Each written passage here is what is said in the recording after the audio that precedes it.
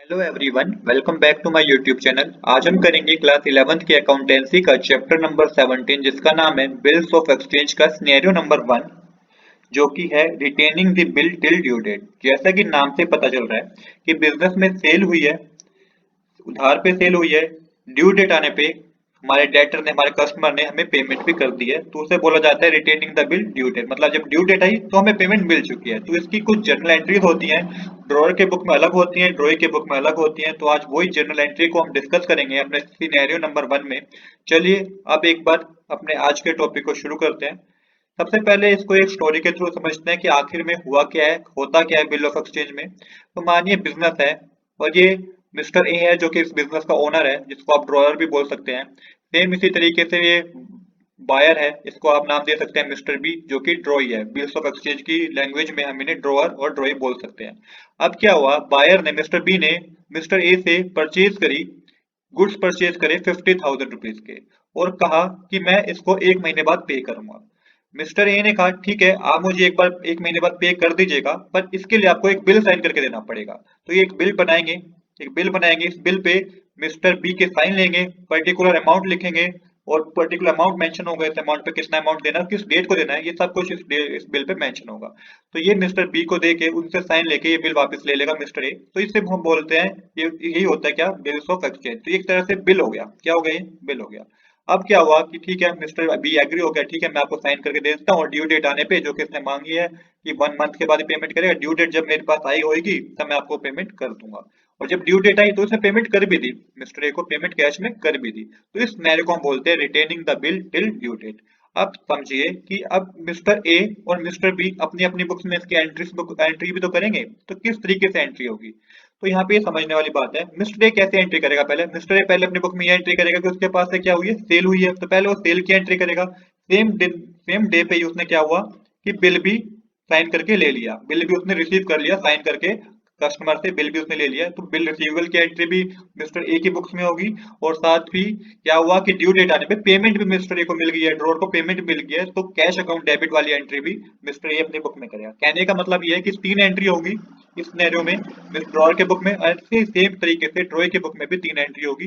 ड्रॉई ने क्या करा है, ड्रॉई ने परचेज करी है, उसके बाद क्या किया ड्रॉई ने, सेम डे पे उसने बिल पेबल करके बिल साइन करके दे दिया है। और तीसरा उसने क्या करा, जब ड्यू डेट आई तो उसने पेमेंट कर दिया। तो बस इतना सा कंसेप्ट है। अब एक बार हम जर्नल एंट्री को भी देख लेते हैं कि किस तरीके से हम जर्नल एंट्री करेंगे। चलिए अब एक बार एंट्रीज को समझ लेते हैं कि मिस्टर ए जो कि ड्रॉअर है, वो अपनी बुक में इसकी किस तरीके से एंट्री करेगा। अब मिस्टर ए ने क्या करी है, सेल करी है मिस्टर बी को, वो भी उधार में सेल करी है। तो पहले सेल्स की एंट्री होगी, राइट। तो सबसे पहले डेट और ईयर आपको क्वेश्चन में गिवन होगा। जब हम क्वेश्चन करेंगे प्रैक्टिकल क्वेश्चन तो उसमें गिवन होगा। अभी तो मैं आपको समझा रहा हूँ कि आगे क्वेश्चन में हम जो क्वेश्चन शुरू करेंगे सोल्यूशन नंबर 3 वो किस तरीके से करेंगे। तो यहाँ पे जो एंट्री होगी वो होगी B debit to sales account. Amount के कॉलम में अमाउंट लिख दिएगा 50,000, डेबिट साइड 50,000, क्रेडिट साइड जो भी आपका आपकी बुक में गिवन होगा। इसके बाद सेम ही डे पे हमने क्या किया, इसके बाद ये नरेशन लिखिएगा। नरेशन क्या लिखेंगे, good sold to mister B on credit, क्योंकि उधार पे हमने सेल करी है।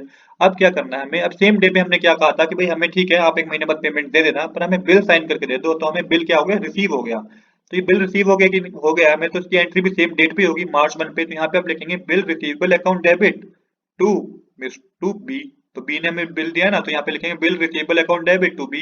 अमाउंट कॉलम में 50,000 डेबिट साइड आएगा, 50,000 क्रेडिट साइड आएगा, क्योंकि 50,000 का बिल हमें रिसीव हुआ है।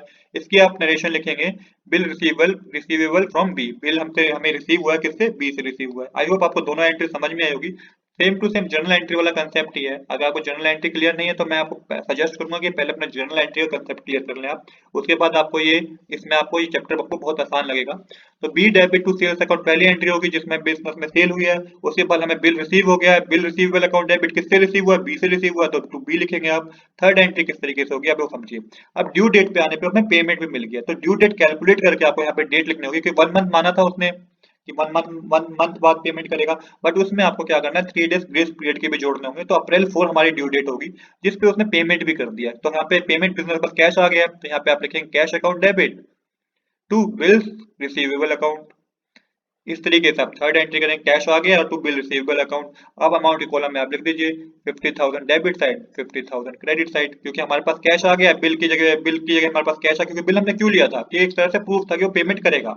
अब जब कैश हमारे पास आ गया तो cash account debit to bill receivable account करेंगे, और यहाँ पे आप नरेशन लिखिएगा the amount of bill receive on due date, क्या मैं अमाउंट रिसीव हो गया ड्यू डेट पे। तो इस तरीके से ये 3 एंट्री ड्रॉअर के केस में होगी, ड्रॉअर की आप जनरल एंट्री करेंगे।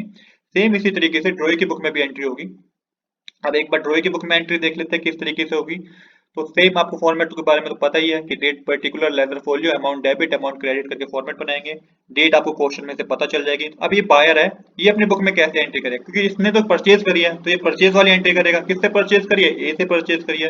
तो पहली एंट्री होगी purchase account debit to A, amount के कॉलम में अमाउंट ही आएगा जितने की परचेज की है, 50,000 डेबिट साइड 50,000 क्रेडिट साइड। इसके बाद ये नरेशन क्या लिखेगा, good purchase from A on credit.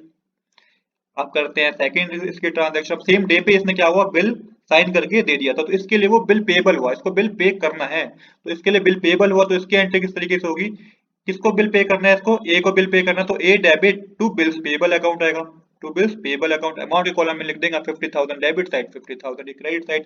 इसकी नरेशन भी लिखनी होगी आपको, तो यहाँ पे लिखोगे बिल गिवन टू ए, तो बिल हमने साइन करके ए को दे दिया है, ये अपनी बुक में ये एंट्री करेगा। और थर्ड एंट्री क्या होगी, थर्ड एंट्री में क्या हुआ कि ड्यू डेट पे इसने पेमेंट कर दिया तो इसके पास कैश कम हो गया, तो यहाँ पे जो एंट्री होगी वो होगी bill payable account debit to cash account, और अमाउंट के कॉलम में लिख देंगे 50,000 डेबिट साइड 50,000 क्रेडिट साइड, और इसके बाद नरेशन आप लिखेंगे the amount of bill paid on due date, ये अमाउंट जो था बिल का वो ड्यू डेट पे पे कर दिया गया है। तो इस तरीके से मिस्टर बी जो कि ड्रॉई है वो अपनी बुक में जनरल एंट्री करेगा। तो जो हम क्वेश्चन नंबर 3 शुरू करेंगे उसमें आपको इसी तरीके से जनरल एंट्री करनी होगी। तो दोस्तों आज के लिए इतना ही। I hope you like this video. If you like this video please do subscribe this channel. Thanks for watching.